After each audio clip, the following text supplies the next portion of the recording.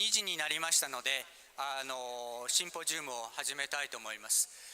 このシンポジウムは、ここにもありますように、タイトルがヨーロッパ中東日本語教育のとCEFR、外国語教育の意義と世界市民の育成ということで、今回の国際大会のテーマである平和との対話、それとも関連させたシンポジウムということなんですけれども、私は日本語教育学会の国際連携委員の一人で、今回この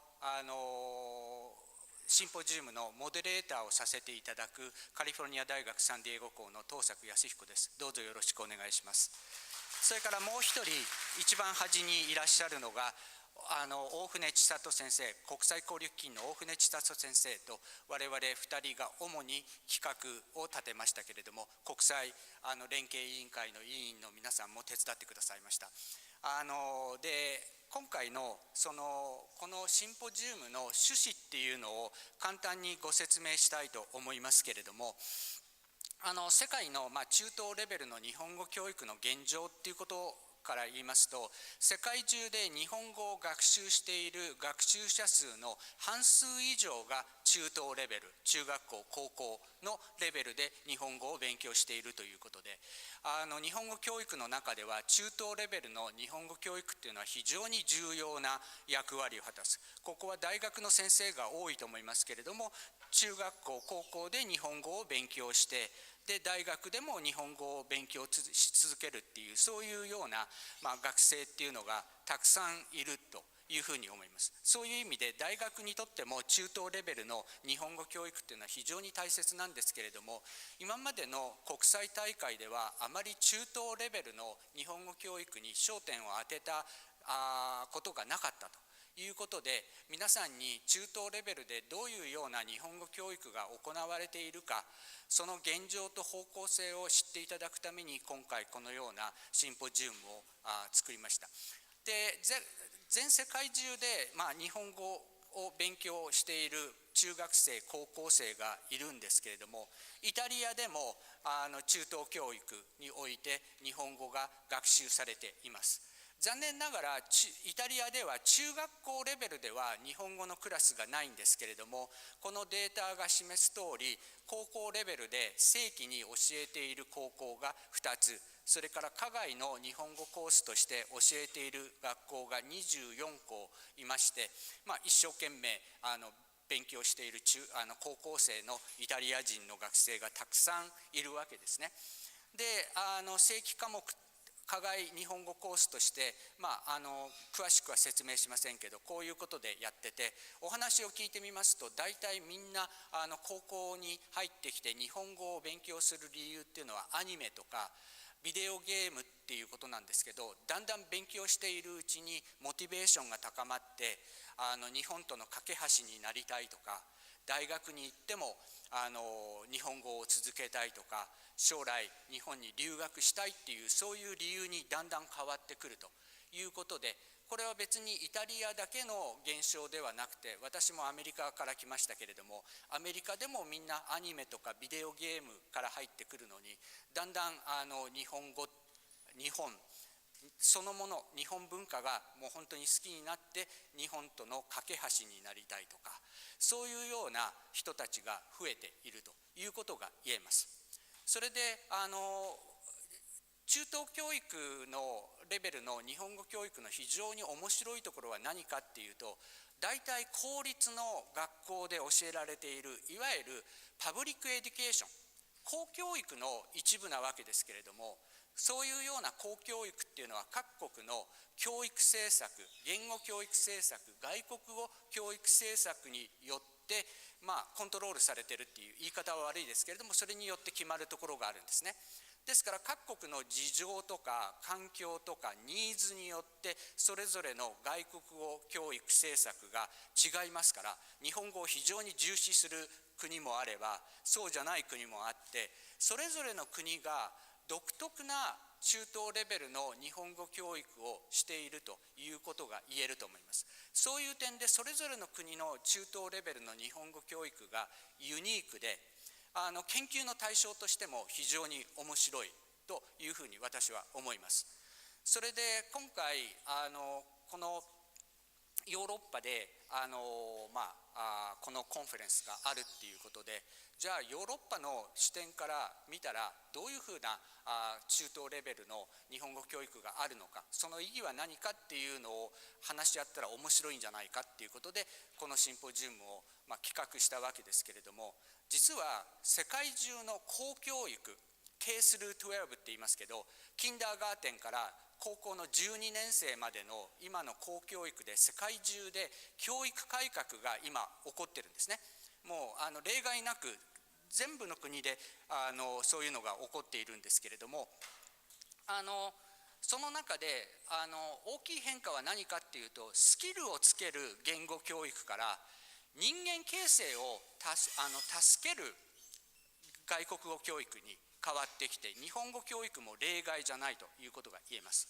それでヨーロッパの場合にはいわゆる CEFR っていうものがあって、CEFR っていうと我々 A1、A2 とか B1、B2 のあれを考えてしまいますけど、実はそれよりももっと重要な CEFR の理念っていうのがあるんですね。プルリンガリズム、プルカルチャリズム、それはバイラム先生にお話しいただきますけれども、そういうようなものを反映した日本語教育がヨーロッパでは行われているっていうことで、これから皆さんに発表していただきますけれども、それを皆さん聞いて、世界の中等レベルの日本語教育は今後どういうふうにあるべきか、もっと中等レベルの日本語教育を盛り上げていくためには世界中でどういうことをやればいいか。残念ながら日本には中等レベルの日本語教育はないんですけども、日本の方々の支援というのも絶対必要なんで、日本からどういう支援が必要かということを考えたと思います。で、シンポジウムの構成ですけれども、第1部が特別講演で、ここにいらっしゃるダラム大学の名誉教授のマイケルバイラム先生にまず特別講演をしていただきます。で、その後第2部に入りまして、CEFR の理念とヨーロッパの中等レベルの日本語教育ということで、政策面からアイルランドのカレン・ラト先生にお話をいただいて、その後、実際にクラスの中でどういうことが行われているかっていうか、CEFR のベストプラクティスっていうことで、ドイツの松尾先生からお話をいただきます。で、そこで一旦ちょっと20分ほど休憩に入りまして、その後第3部、中等レベルの日本語教育の教材、評価、教師養成ということで、教材についてハンガリーの佐藤典子先生、それから次に評価に関してフランスの東智子先生、それから最後教師養成ということで、やはりフランスのジャン・バザンテ先生にお話をしていただくということになっています。で、その後ディスカッションと質疑応答ということで、フロアの方からも質問を受け付けるというふうにしたいと思います。で、ウェブがっていうかインターネットがここ通じてて、誰でもインターネット使えるようになってますけど、これ今回のシンポジウムのために作ったウェブサイトですので、もし要約とか各先生たちの履歴とかそういうようなものをご覧になりたければ、このウェブサイトに行っていただければお話を聞きながら調べることができるようになっています。それでは第1部に入りたいというふうに思います。第1部はこちらにいらっしゃるダラム大学名誉教授のマイケル・バイラム先生に外国語学習の教育的価値ということで The Educational Value of Foreign Language Learning ということでお話をしていただきます。で、簡単に、もう有名な先生ですからおそらくご紹介はいらないと思うんですけれども、簡単にバイラム先生の履歴っていうか経歴をご紹介すると、ケンブリッジ大学で博士号を取得した後、アカデミアに入る前にしばらく中等教育と成人教育でドイツ語とフランス語を教えていらっしゃいました。それでその後1980年よりダラム大学で教鞭をお取りになって、現在はダラム大学の名誉教授、それからルクセンブルク大学の客員教授で、ご専門は教師養成、言語的マイノリティの研究、それから外国語教育研究にずっと携わってきて、いろいろな論文とかご本をお書きになっています。で、で2000年代から欧州評議会の言語政策部門の特別顧問をなさっています。I am very honored to present Dr. Michael Byram as our keynote speaker. どうぞ皆さん拍手で。Thank you very much. Maybe I can use one of these.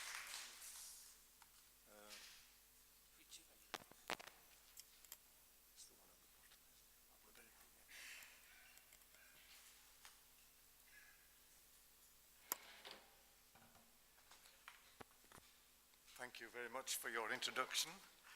Hello, everybody. Come on, it's lunchtime, I know, or post-lunchtime, but we're awake, are we? I used to be a school teacher, that's a long time ago, but I still am a school teacher in a way.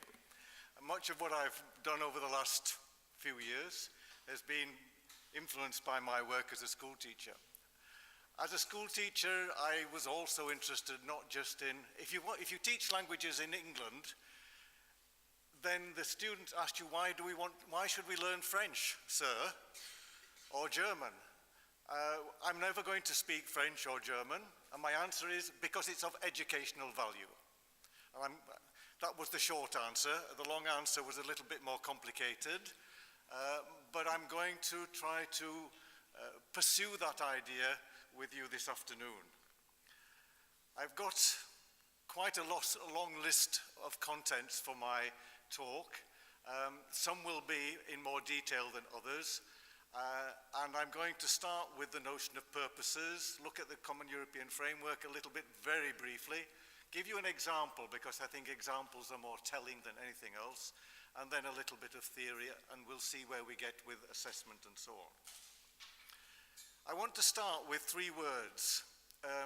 One of our problems is being clear about what we're doing and having an agreed understanding of words. So I'm going to use these 3 words, purposes, aims, and objectives, in talking about what we do in language teaching. By purposes, or if you like, aspirations, what we hope to do, things like, you find phrases like liberating our young people from insularity. That's the kind of notion that I'll show you in more detail in a moment. The second level is more concrete. In our aims for language teaching, we talk about teaching our learners to understand and respond to spoken written language and so on. Those are familiar words. Then we can get down to what we do in the classroom, and we can talk about our objectives for teaching. In this case, my example is from the teaching of English. So an objective for teaching English would be that learners learn to use the third person S. That's a concrete objective.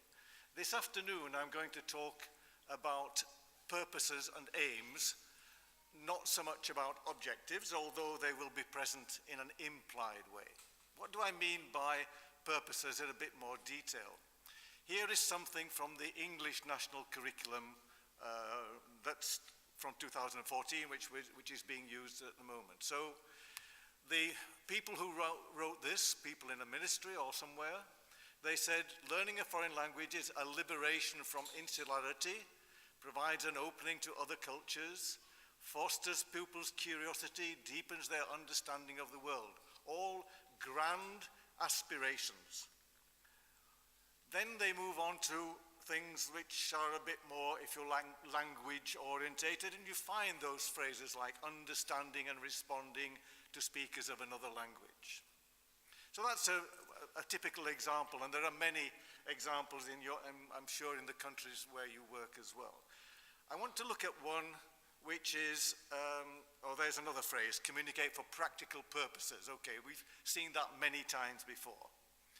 But let's have a look at one from Norway, which I find particularly interesting. There's a little bit about aims in here, but it's mainly about purposes. This is something from last year or the year before. So they say foreign languages are both an educational subject and a humanistic subject. It's about personal development. It's also, in terms of aims, a question of learning to use language for the world of work and study abroad and so on. educational, humanistic, personal development.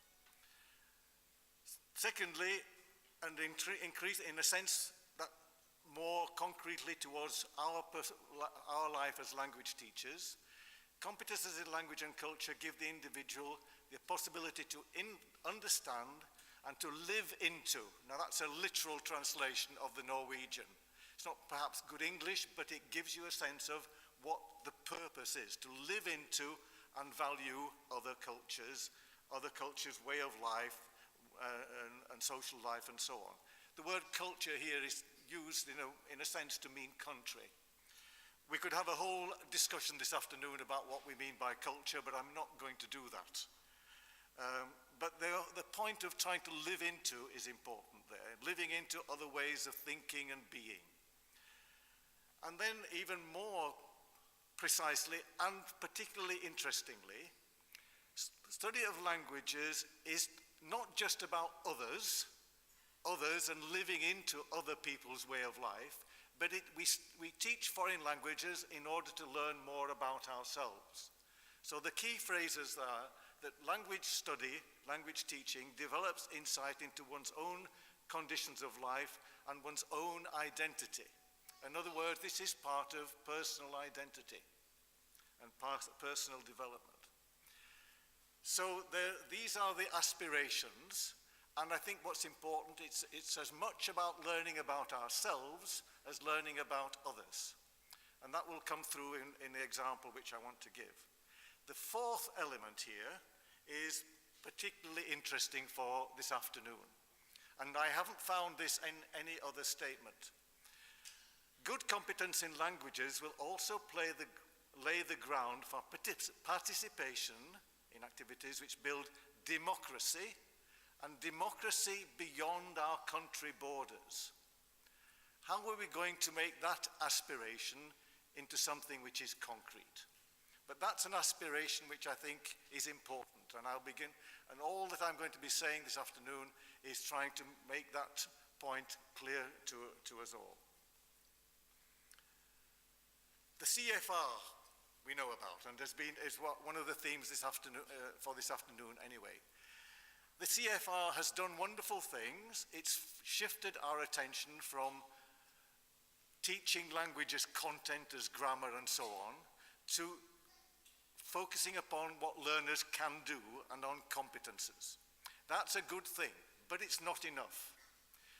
If we go back in time, John Trim, who was the main author of the Common European Framework, the late John Trim, wrote in 2012 about the history of the production or the writing of the Common European Framework. And he said, as the Council of Europe project, the aim, now I would use the word purpose here, I would say purpose. The purpose was to promote language learning not as an end in itself, but rather as a contribution to the overarching political aims of the Council of Europe. It should serve to improve international understanding and cooperation. That's not surprising, but it should also promote methods and strengthen democratic practices, and that is perhaps a bit more surprising. Develop learners' independence of thought and action. That's a key word which will come again and again, combined with social responsibility.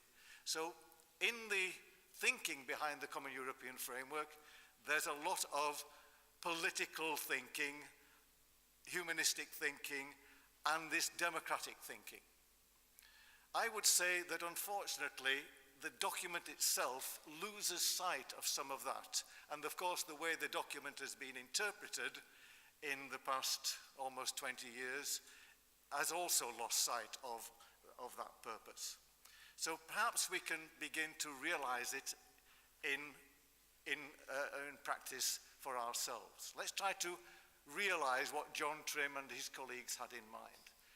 Let's try to do that by combining language teaching and citizenship education. Remind you that in Norway, this is part of their aspiration. It's not the reality. When I talked to Norwegian teachers about this a few weeks ago, they said, yes, but you know, in our classrooms, I say, of course, in your classrooms, People are still working as they've always worked, but it sets an aspiration. And we've got to find ways in which that aspiration can be realized. Participation in democracy was the phrase that John Trim used. Participation in democracy beyond country borders is what I want to add to that, to what John Trim was saying. I'll give you an example. This is an example from the teaching of English as an international or lingua franca. It's a project, it's an experiment. It's called Green Kids, and it was a project between teachers in Denmark and in Argentina. And it's part of a book, so you can read more details if you wish in the book, but I'll show you that later. So, who were these people? Who were these green kids? By the way, kids, of course, is deliberately with a Z. That's not a typing mistake, although I'm very good at making typing mistakes. So who were they? They were learners in Argentina and in Denmark in secondary school. What we would usually call secondary school. In Denmark, they don't make a distinction between primary and secondary. But anyway, let's call it secondary school. 10 to 12-year-old children. A little bit older than that one over there, but he or she will soon be ready for this. And they were working together across the internet. The aims of the teacher, and I think there's a mixture here of aims and purposes, but the aims of the teachers, rather, were as follows: to make the students think. Okay, so what does that mean? We want to encourage our children, they call them children. I think we can still call them children when they're 12 years old, although they don't often like to be called children at that age, as I remember from school. But we want to encourage the children to explore and reflect on environmental issues, but not just locally in Denmark, but globally, Denmark and Argentina. We want them to understand, we want them to recognize things in their own surroundings. So the words here are about the aims of something that they can do on a daily basis, but it's not yet about objectives in terms of what we can do in practice, in detail in our classroom. We want them to challenge taken for granted representations of the environment. We want them also to act, and that's the key word, as I've tried to make already clear. We want them to act, we want them to do things, we want them to get involved in sorting out rubbish and trash and getting involved in recycling. This is democratic practice, but this is democratic practice in daily life for children. And we also want them to contribute something to their community. We want them to take action in the community. So what does that mean in more detail? In the account by the teachers, there's a lot of detail. I'm going to provide you with the essentials, if you like, the stage by stage. The first stage is that the children had to think about and prepare something about themselves for the other group, who they've not yet met, but who they will meet across the internet, not physically, but across the internet. So we're going to prepare something about the environment around us. So what they decided to do was, or what they did, was they began to talk about green crimes. It's not necessary, it's fine by me, stay. It could be one of my grandchildren, who knows? So they talked about green crimes. So they looked around in the school and said, there are people leaving their computers on, people throwing away perfectly good paper which could be used again. Green crimes which they were going to analyze in their own environment and prepare to present to the children in Argentina, Denmark, the opposite group.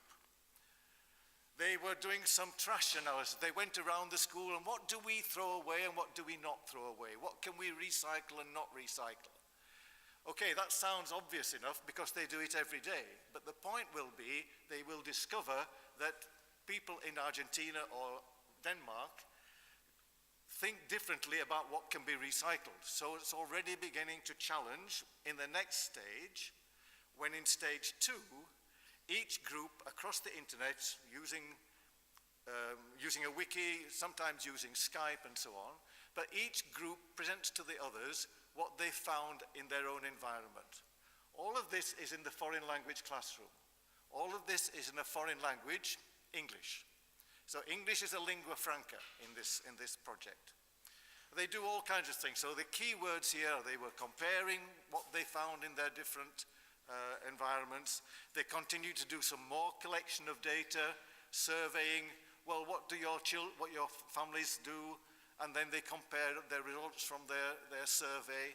They can do surveys. They do surveys in geography. They do surveys in social studies. You don't have to teach them to do surveys.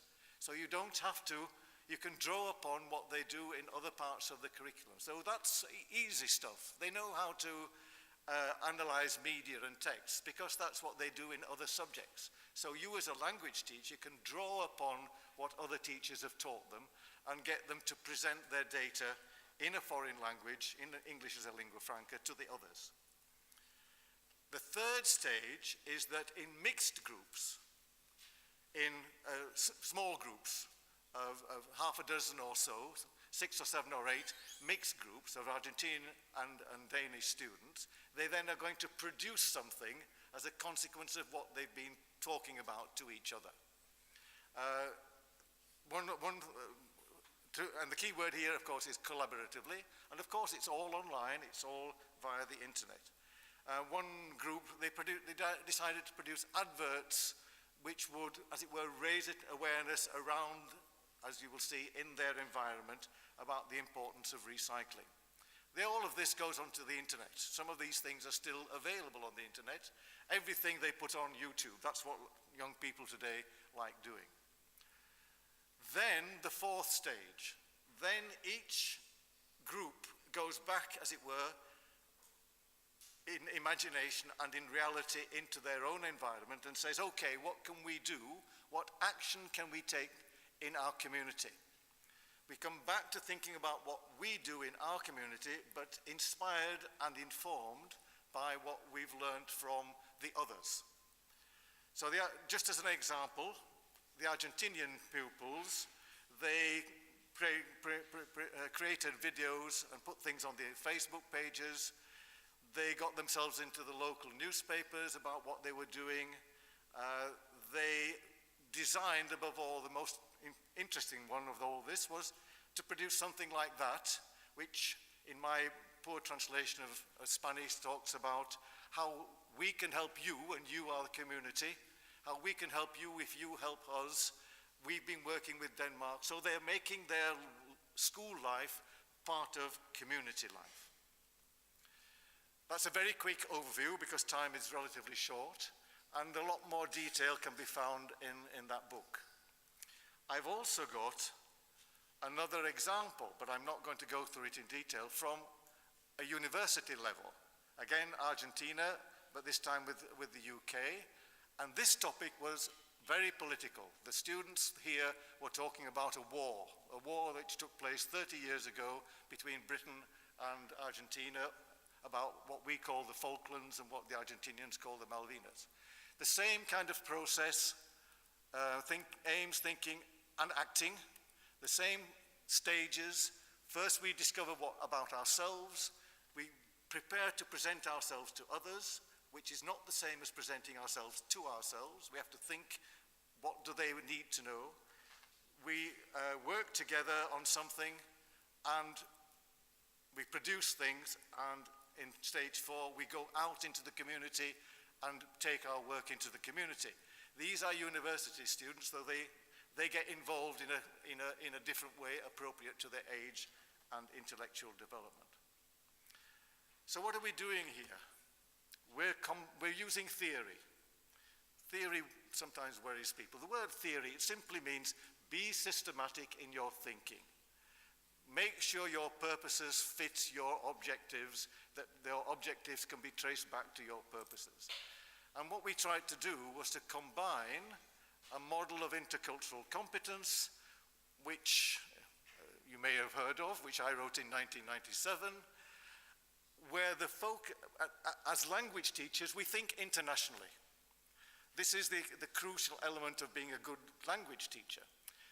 But we want to combine that, we did combine that with theory from citizenship education, which is perhaps less well known to you.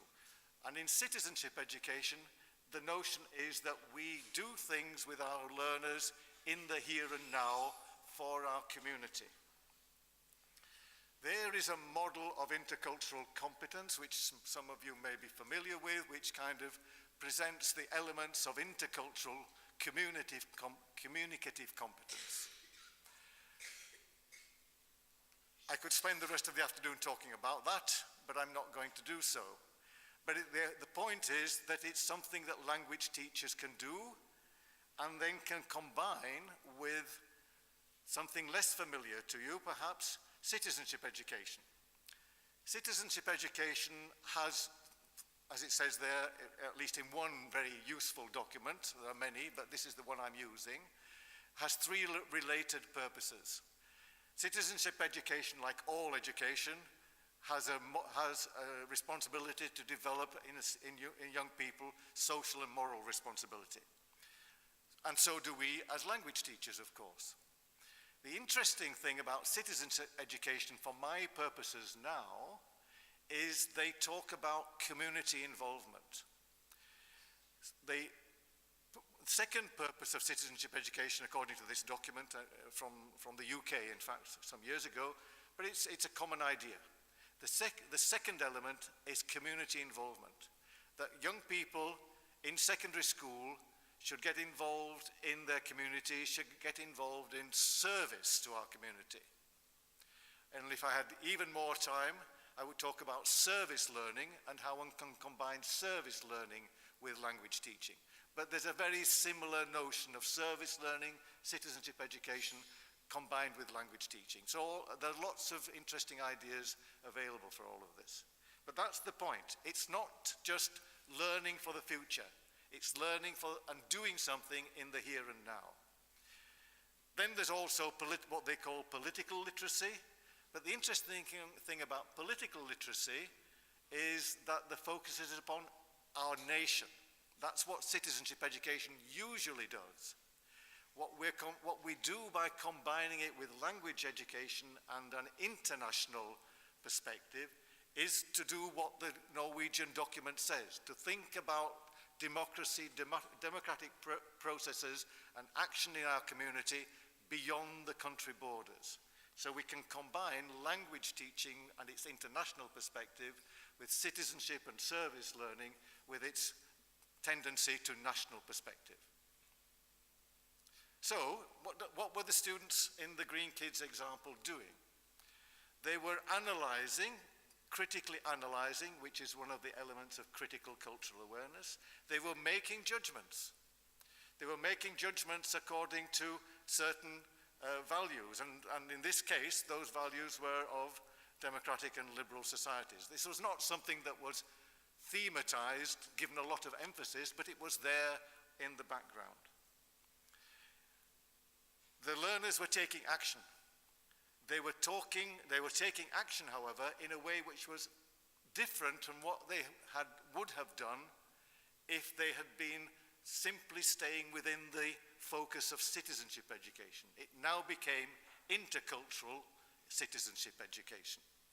And they became mediators between themselves and others. And they talked to the Argentinian students, talked through the local newspaper to their local community about what they'd been doing in their school with people in Denmark across the Ind. So in that sense, they were mediating things between themselves and their society or their community.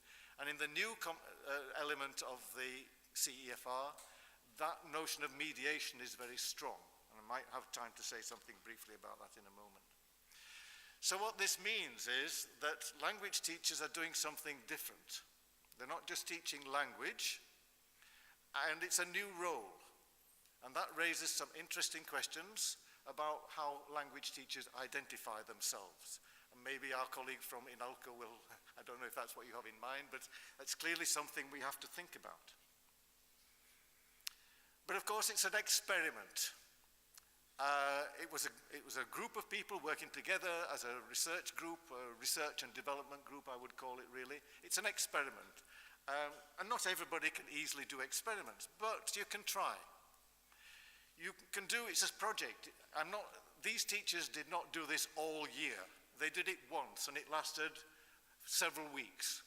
But it was a project of maybe 10 or 15% of the time for languages in their year, but I suspect that the impact was much more than 10 or 15%, as it were.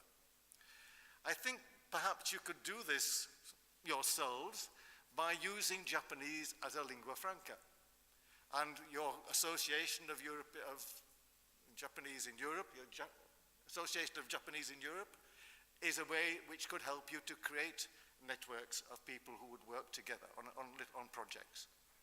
The important thing is to focus upon what we do in our culture as much as on what you do. We have things we can tell you, and you can tell us about you, and in that way we learn about each other, and as the Norwegian document said, we become more aware of our own identity and our own way of life.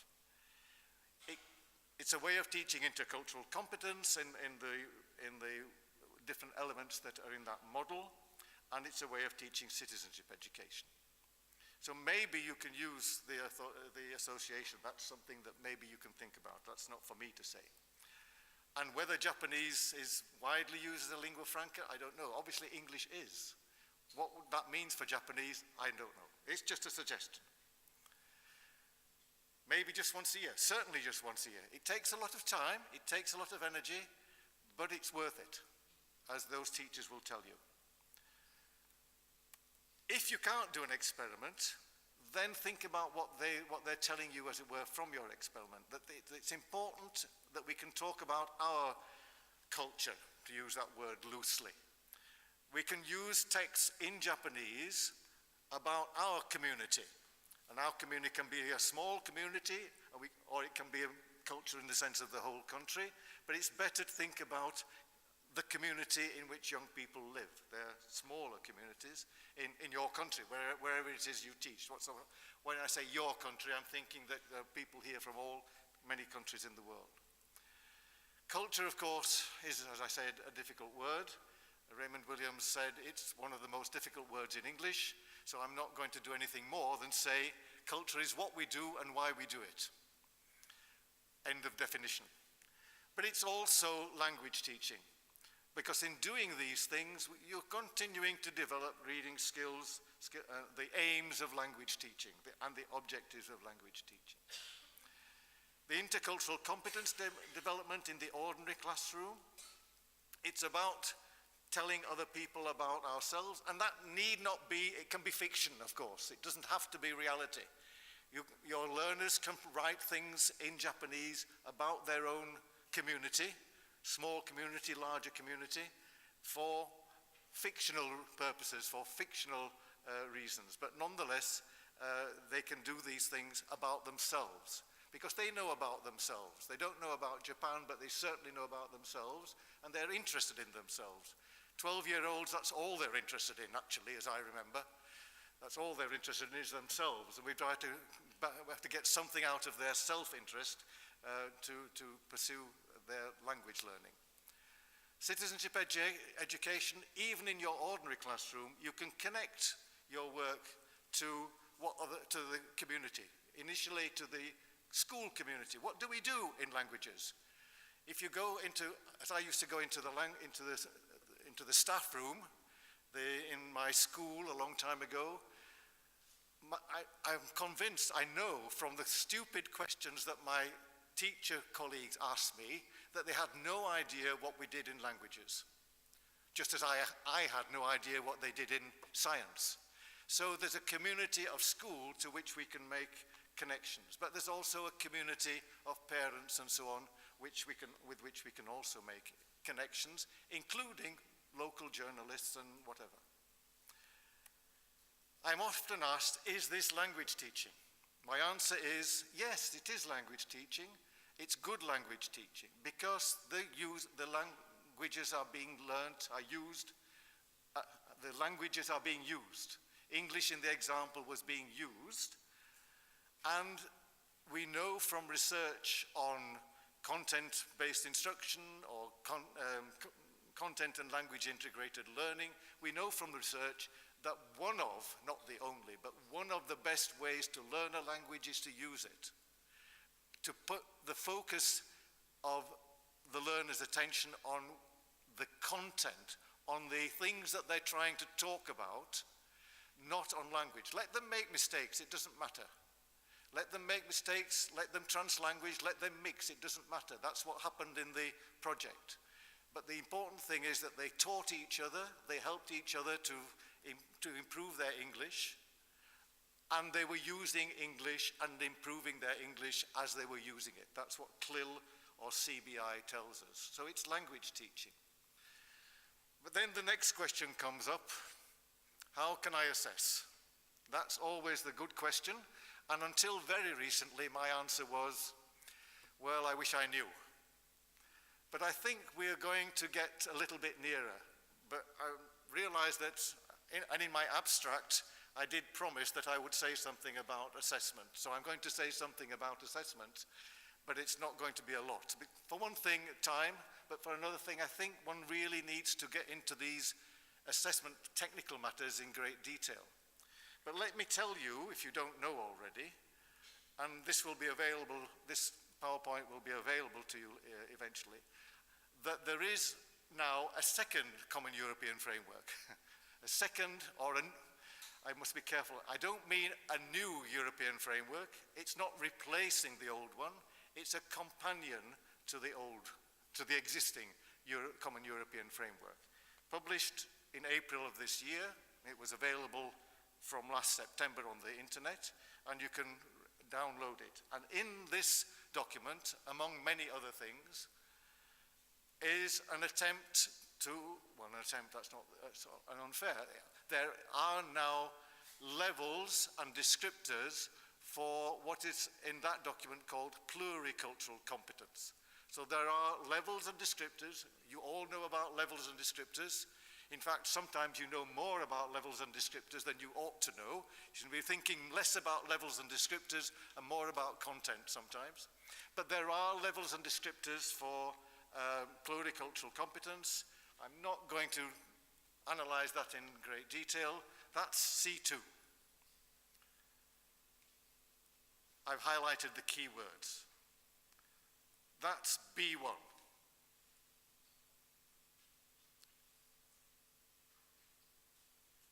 And I think I've chosen these deliberately, of course, because the second of those is what the green kids were doing. They were developing an international shared community, but they were also getting involved in their own community. So there are things there which we can begin to use, and of course then also ACTFL in the United States. I've also now produced can-do statements about intercultural competence and intercultural communication. So we're now getting there.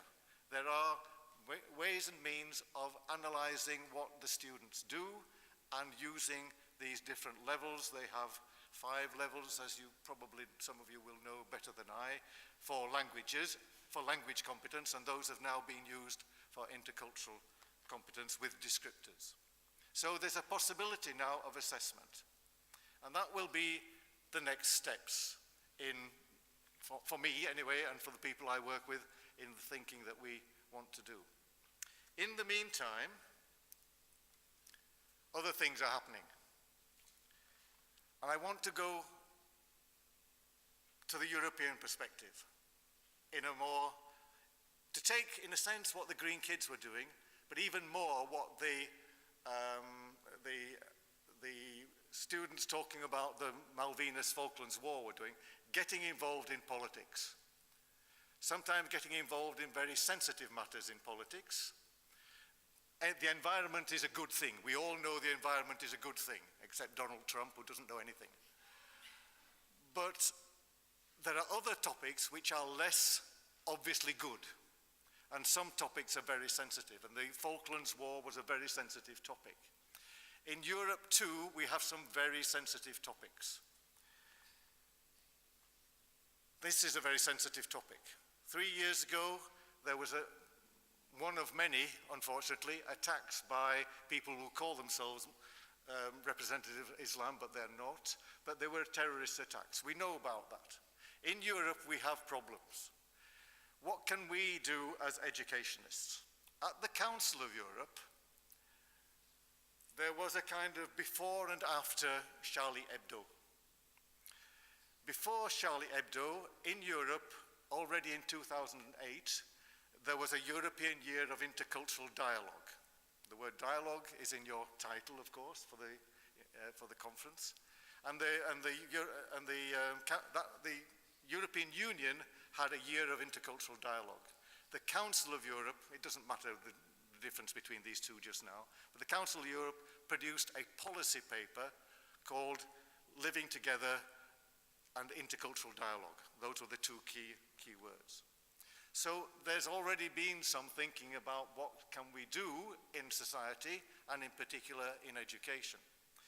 Then came, well, I just put that in as a reminder to you, of course, of the connections. Then came Charlie Hebdo and everything that's happened before and after that. And we need to do something as educationists. Policymakers, politicians require that of us. They often see education as the quick fix. And indeed, in France at the time, very quickly, money was made available for doing things in education. However, education is not such a quick fix as we know. It takes a generation, but we must do something. We must try to do something. So after Charlie Hebdo, the Council of Europe, a group working on a new framework for democratic competence, began to work more quickly. And instead of a gentle little group of people working together on a new framework, we became people working frantically under the pressure of the politicians at the Council of Europe to produce a new framework which would help schools and education systems in general to think systematically and theoretically about how we can, through education, create democratic competence and culture. So there were all kinds of work which I don't have time to describe in detail now, but a new framework. This is not a language framework. The model, in a sense, was the language framework. I remember people saying to us, the language framework has been very successful. Do something for culture. That's what they told us 3 or 4 years ago. So it's still there. But this is a framework of competences for democratic culture. It's a combination of a long process, but a very hectic process of analyzing competence frameworks for citizenship, for intercultural competence. 100 different models were examined, and a lot of statistical work was done and so on, until we came up with this, what's called the butterfly, which you can't read in detail, and I'm not going to ask you to read in detail, but it has there what you would expect: competences of attitudes, openness, respect on the top right-hand side, civic-mindedness, and so on. It has, on the bottom left-hand side, the kind of skills that one might expect in intercultural democratic competence: autonomous learning, critical thinking, listening, flexibility, linguistic, communicative, and plurilingual skills, things which come directly from language teaching. On the right-hand side, knowledge and critical understanding of the world in terms of oneself, one's society, and so on. This is a list of competences which can be developed across the whole curriculum. Each part of the curriculum can contribute separately and in its own way to developing these attitudes, knowledge, skills, and also values. I don't know how clearly you can see that, but it says values, valuing human dignity, valuing cultural diversity, valuing democracy, justice, fairness, equality, and the rule of law. That last point is the Council of Europe's philosophy. This is a European document, and I've presented it in other parts of the world, and they say, well, that's too European, and I say, this is European. If in other parts of the world you might have different values, but this is a European document, and we are going to teach and be responsible for developing these values as well as the attitudes and skills. It is controversial to introduce values. It's controversial in Europe as well, but it's important. And if we don't do it, then others will in the wrong way. The document is available. It was also published earlier this year, thank you, earlier this year in April, I think.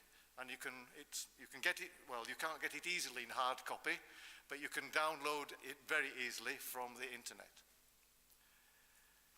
If we look at the Green Kids example, then the Green Kids example, it took place before this new framework. But what the Green Kids example shows is that the new framework is not, as our American colleagues say, this is not rocket science. This is simply putting into a systematic way what we've often been doing through citizenship, through teaching geography, through teaching history, but being much more theoretically systematic about it. So if we look at the values, because that's the controversial part, I've written there what came from the top left-hand side of the butterfly. Valuing democracy, justice, fairness, equality, and the rule of law. And there's the definition of what that means.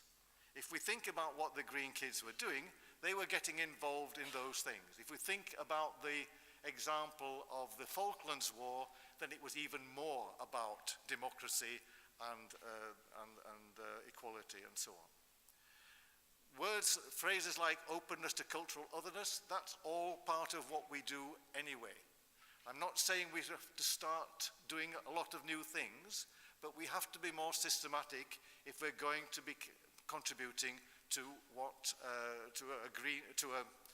a cultural competence, which is a democratic competence. Linguistic, communicative, and plurilingual skills, that's all part of what we do anyway. Critical knowledge and critical understanding. So these are things which we can contribute to the butterfly. In mathematics, they will contribute other things. In history teaching, they will contribute other things. And what we hope, going too quickly, what we hope is that in schools and in ministries, people responsible will look carefully at this butterfly and all the documents connected with it, all the explanations connected with it, and say, okay, we've got to do a kind of an edit or an audit to look at what we're doing in our schools and see where the gaps are. Or look at what we're doing and see where we can do things more strongly or better. Because we can't just sit aside and watch what is happening in Europe and think it's not our business. Europe is in, well, I was going to say Europe is in a mess, but I better not say that. But the Green Kids were also doing something, and that's not actually in the butterfly. This is going a step further. This is what the Green Kids and all the projects like it, they were actually doing something in the here and now. And so in short, and my time is up, I think, we can and should, I think, influence and change society as language teachers. It's not easy, and it produces a dilemma. Language teachers are language teachers, some people say to me. And some people have said to me, that's not my bag. That's not my business. I teach language. My answer is, well, if that's the way you think, that's the way you think, but you can't ignore what's happening around you. So, but there is a dilemma. Shall I actively encourage my learners to get politically involved? The children doing Green Kids, they were politically involved. Politics is doing things in your community. It's not just voting, and it's not big capital politics, as were anything doing in your community is politics. But then it does mean, shall I become a different kind of language teacher? And that's what you will have to ask yourself. So, in short, I'm trying to say here that those aspirations that we find in documents from Norway and everywhere else can be realized in specific aims and objectives. Foreign language teaching can be combined with citizenship and democratic purposes. The internet is really the big thing that clearly makes life so different from when I was a teacher a million years ago. Assessment is a problem, but I think we're getting nearer to a solution. Language teaching, finally, has social purposes. It also has implications for our identities as language teachers. Thank you. Thank you very much, Professor Byram. We have approximately 10 minutes for question and answers. So if you have any questions, in English or in Japanese, whichever is okay. And please identify yourself and please mention your affiliation. Any question? Or comments, or objections? Or, well, I've seen all that before, thank you very much. Yes.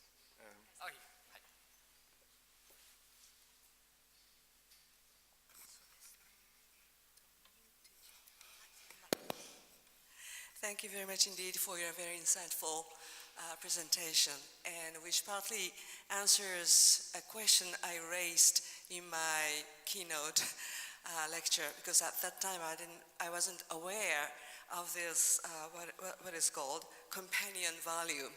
I said there might be a possibility of revision, particularly pertaining to intercultural competence, but as you told me last night in person and today, in your presentation, you introduced this notion of pluricultural competence. And I just would like to ask you to explain the difference between intercultural competence and pluricultural competence. Yeah. And also, do you think this would be part of the responsibility of language teachers to accommodate this pluricultural competence? Okay, thank you. Yes, it will have to be a relatively short answer, but still, because it's a complicated issue and it's a kind of historical question as well, but I won't go into history, not today. The companion volume is a companion volume. It is a development from the original CEFR. So what the writers have done, and Brian North is the main author, I think, the writers have said, okay, we will take ideas from the original document, which were not fully developed in the original document, and we will develop them further. Among other things, they fill in the gaps in the language levels. In some, there were empty boxes in the indicators for some of the language competences. So that is the one big part of this new companion volume. But a new part of this companion volume is to take they say, okay, the notion of pluricultural competence is introduced in chapter 1 of the Common European Framework. The problem is people don't read chapter 1, they go straight to the chapters on assessment. I know what happens, but if you read chapter 1, there's a discussion of pluricultural competence and plurilingual competence, and they say we're going to take that notion and show how it can be how we can create indicators for it and produce a list of levels for pluricultural competence. They also take the notion of mediation, which was mentioned in passing in the original document, and Brian says in the early thinking before the document which was published, in a pre-publication document, mediation was an important element, but it was lost. So now we're going to take that notion of mediation and we're going to find, again, indicators and levels of what we mean by mediation.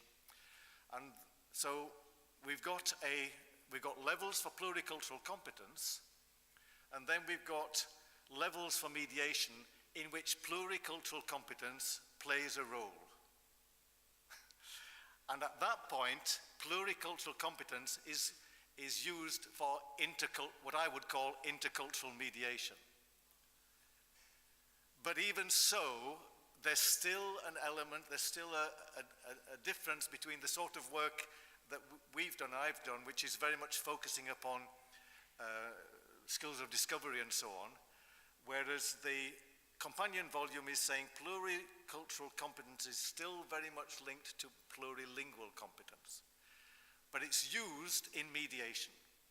And I think that's a very big change, and will be, if I can predict, in 10 years from now, there will be a lot more work on mediation in language teaching. That's the short answer.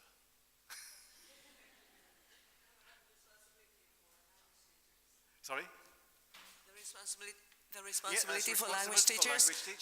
Well, yes, because the Common European Framework Companion is still a document for language teachers, and is different from the last thing that I was talking about. These are two separate projects. The Companion volume was produced in the language policy section. This document on competence for democratic culture for the whole school was created in a different section of the Council of Europe. So these are two quite different parallel developments. I hope that thank you. I needed to make that even more clear, I think, than I have done. Yeah, but I did want to make clear that the butterfly, that's the key word, if you like. The butterfly is not just for language teachers, it's for all teachers. The companion for CFR is for language teachers. So yes, the answer is yes, this is for language teachers. Okay. Next question, Holiday Sensei. Okay, Adrian Holiday. This is a very difficult question, and if you asked it to me, I wouldn't be able to answer it. And I'm trying to formulate it as I'm thinking. You mentioned Charlie Hebdo, yeah.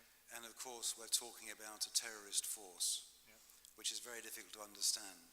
I'm in the middle of reading a very depressing novel called Exit West by Mohsin Hamid, which is trying, and by the way, Barack Obama said it was one of the most life-changing novels that he ever read, trying to get into the mind of the terrorist. And what seems to come out of this is that this is somebody who feels totally excluded by any form of democratic national structure. Yeah. And I'm just wondering, I mean, perhaps you answered the question partially just now, but how does this interest in democracy in education deal with something like that? Yeah. I'm also reading a novel, not the same one, but it's something of the same kind. In fact, in the discussions, I mean, I've given in a few minutes a very quick account of this butterfly project. But in the discussions about assessment, for example, we had, in fact, from Denmark, a colleague saying, okay, well, what do you do about that question? And the answer, I mean, in the sense of, okay, when you assess young people in schools who are making statements which they believe in, which are, we would say, anti-democratic, but which they would say, this is part of our and this is where I'm not so sure about the terminology, but it's the particular sect of Islam. I can't remember the name. The question is, well, what do you do? This is what they believe. Do you assess them? Do you say this is not acceptable? Do you assess them somehow low on any scales that you produce? And there are scales also for the butterfly. I didn't even mention that, but there are scales for the butterfly as well. And the answer remains a little bit up in the air. And the answer, it will not be a Council of Europe answer. The answer will be an answer within each country. And I know what the answer will be in Denmark, because in the newspapers today, at the moment in Denmark, the answer will be one thing. Because in the newspapers today, the first woman has been arrested or fined for wearing a full face veil in Denmark. Denmark at the moment is very much to the right, and so as are many other places. This is not something that the Council of Europe is going to give a ruling on, as it were. And I have my own views, and you have your own views. But that's not the issue for the Council of Europe or for this thing. This is only going to help people be a bit more systematic, explicit about what they're doing. It's a really interesting discussion, but unfortunately, where time is up. And so let's give another applause. And Byram 先生はこのまま残っていただけるそうなので、4時45分からまた質疑応答の時間がありますので、その時にまたご質問があったらしていただければと思います。どうもありがとうございました。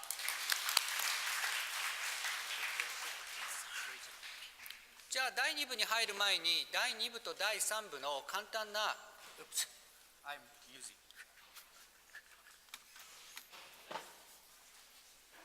趣旨説明をしたいというふうに思います。簡単にさせていただきます。第2部、これからお二人のスピーカーが発表なさいますけれども、CEFR の理念がどのようにヨーロッパの中東日本語教育に生かされているか、それを教育政策と教育活動の実際という面から見てみたいというふうに思います。でその後休憩がありまして、第3部はCEFRの理念を生かすためにどのような教材評価が使われているか、それから理念を教室内で実践できる教師をどういうふうに養成しようとしているのかっていうお話をして、質問ディスカッションに入りたいと思います。それでは